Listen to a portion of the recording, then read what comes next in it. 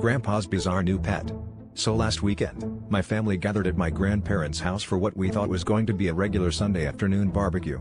My grandpa, ever the enthusiast for quirky hobbies, had recently mentioned adopting a new pet, but nobody paid much mind. We assumed it was another one of his attempts to keep a goldfish alive or maybe a turtle, considering his track record of losing interest after a week.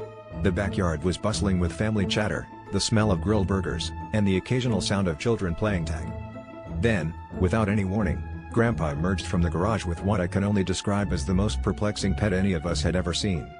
It was a life-sized cardboard cutout of Tom Selleck, complete with a perfectly groomed, bushy mustache. The mustache, I swear, looked like it had been plucked off a real person. It was unsettlingly realistic. We all stood there, slack-jawed, as he proudly introduced Tom to the family, cradling the cutout like it was a newborn puppy. My cousin Sarah whispered to me, "Well, at least this one won't need feeding," and I snorted into my drink. As if that weren't enough, Grandpa insisted that we take a family portrait with Tom.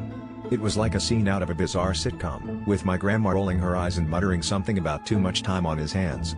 The rest of us lined up, unsure whether to laugh or simply go along with the madness. My uncle even started adjusting Tom's mustache, commenting that it felt like real hair, which only added to the surreal atmosphere. By the time we finally snapped the picture, half the family was in stitches, and the other half was struggling to keep a straight face. After the portrait, conversations inevitably turned to how Grandpa managed to procure such a peculiar item, to which he nonchalantly replied that he had won it in a bet at the local bar.